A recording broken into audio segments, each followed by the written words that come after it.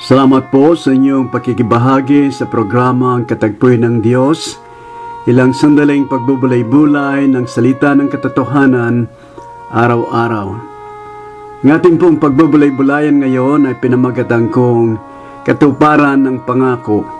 At ang mga talata ay makikita po natin sa aklat ng Bagong Tipan ng Banal na Kasulatan. Babasahin ko po sa inyo. Datapwat nang dumating ang kapanahunan ay sinugo ng Diyos ang kanyang anak na ipinanganak ng isang babae na ipinanganak sa ilalim ng kautusan upang matubos niya ang nasa ilalim ng kautusan upang matanggap natin ang pagkukupkop sa mga anak. Galasya Kabanatang 4, talatang 4 at 5. Nang ika-6 na buwan nga'y sinugo ng Diyos ang Anghel Gabriel sa isang bayan ng Galilea, ngalay Nazaret, sa isang dalagang mag-aasawa sa isang lalaki na ang kanyang ngalay Jose, sa angkan ni David, at Maria ang pangalan ng dalaga. Lucas, Kabanatang 1, talatang 26 at 27. At sinabi sa kanya ng anghel, "Huwag kang matakot, Maria, sapagkat nakasumpong ka ng biyaya sa Diyos. At narito, maglilihi ka sa iyong tiyan, at manganganak ka ng isang lalaki, at tatawagin mo ang kanyang pangalang Jesus." Lucas, Kabanatang 1, talatang 30 at 31. Ang mga talata na aking binasa ay ilan lamang sa mga katuparan ng pangako ng Diyos sa kapanganakan ng tagapagligtas sa katauhan ni Jesucristong Anak ng Diyos. At ayon sa Juan Kabanatang 4, talatang 11 hanggang 29, maliwanag na ipinahayag ni Jesus na siya ang Kristong tagapagligtas na darating. Ngunit nakakalungkot lamang na hindi pa din siya pinaniwalaan ng nakararami sa kanyang mga kababayang Hudyo.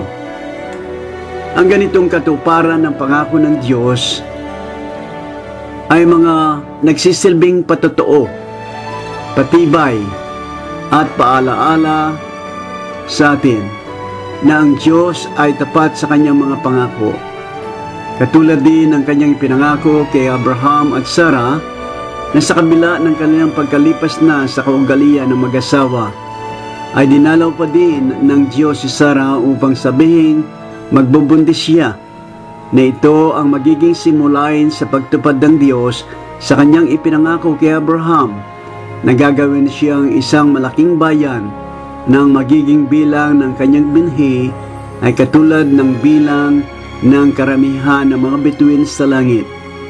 Sa pangyayaring ito, nagpapatunay lamang na ang Diyos ay hindi kailanman nakakalimot sa kanyang ipinangako. Purihin ang kanyang pangalan. Sa pangmaliwanag na halimbawa sa katapatan ng Diyos sa kanyang mga ipinangako o ipinapangako ay ang pangyayari sa kanyang bayang Israel. Na ang bayang Israel ay nasa panahon ng pag-aalipin sa Ehipto sa loob ng 400 taon. Ay naalala ng Diyos ang kanyang tipan kay Abraham. At ang bayan ay pinalaya ayon sa kanyang ipinangako o ipinakipagtipan sa pamamagitan ng kanyang kagandang loob, kapatawaran, kapangyarihang ipinamalas sa mga tao sa pamamagitan ng mga kamay ni Moises na piniling maging tagapanguna ng bayan patungo sa lupang pangako na binubukalan ng gatas at pulot. Yan ang nabibilang na katangian ng Diyos sa kanyang mga pangako. Matapat, may kakayaang tukdin ang anumang kanyang ipinangako, hindi malilimutan, walang salang magaganap, walang mabibigo at maaasaan ayon sa kanyang itinakdang kapanahunan.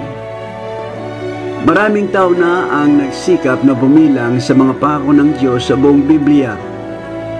Bagamat ang marami sa kanila ay mga sariling palagay lamang. At isa ako doon sa nagsasabing mayroong kabuuang 3,000 pangako ang Diyos sa buong Biblia. Ngunit sa ganang akin, ang mahalaga ay ang katangian ng Diyos na nangangako sa kanyang mga anak dahil kay Kristo.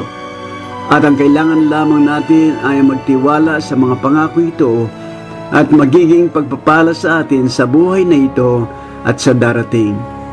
Hindi mahirap paniwalaan, pagtiwalaan, pagyakapan at gawin ito sapagkat marami na sa kanyang mga ipinangako na nagkaroon ng mga kaganapan ayon sa kanyang itinakdang kapanahunan.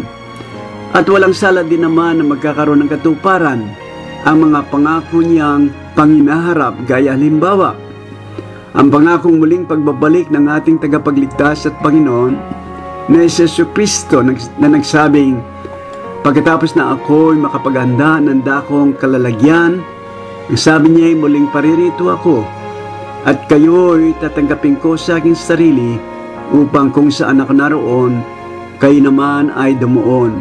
1 Kabanatang 14, talatang 3 at 4. At sa unang Tesalonika, Kabanatang 4, talatang 16 hanggang 18, ang sabi, sapagkat ang Panginoon din ang bababang mula sa langit, na may isang sigaw, may tinig ng arkanghel at may pakakak ng Diyos.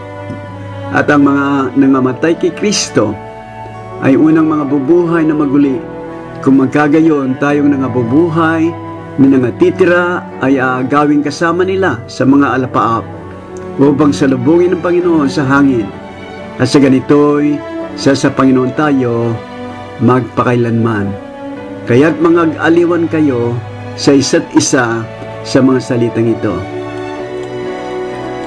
Mga kapatid kay Kristo at sa mga mahal naming kababayang Pilipino na ipinapanalangin lagi, na sana'y manangang kayo sa katotohanan ito ng mga salita ng Diyos na magbibigay sa inyo ng pag-asa sa inaharap na buhay, matutong magbabago sa buhay din dito sa sanlibutan sa pamagitan ng pagkakontento sa anumang kalagayang material, pagkatakot sa Diyos upang maiwasan ang paggawa ng kasamaan, pag-ibig sa kapwa mamamayan at ang mga taong galing sa iba't ibang bayan, paggalang sa pag-aari ng iba upang maiwasan ang pagnanakaw o pagkainggit, pagyakap sa kapayapaan, sa pakikitungo sa mga tao at higit sa lahat, magkaroon ng buhay na walang hanggan dahil kay Kristo Jesus, gaya ng ipinangako ng Diyos na ang sinumang mananalig sa kanyang anak na si Jesus ay hindi mapapahiya, mabibigo at magdaramdam sa araw ng paghuhukom, sapagkat ang kanyang pangalan ay masusumpungang nakasulat sa aklat ng buhay. Manalangin po tayo. Diyos naming amang nasa langit, salamat po ng marami sa katapatan ng iyong mga pangako. At tulungawa kami ng Banal na Espiritong manangan sa mga ito, ngayon at magpakailanman, upang tiyakang aming mapapakinabangan sa buhay na ito at sa walang hanggan, at higit sa lahat, sa kalulatian ng aming Diyos, sa ngalan ni Jesus.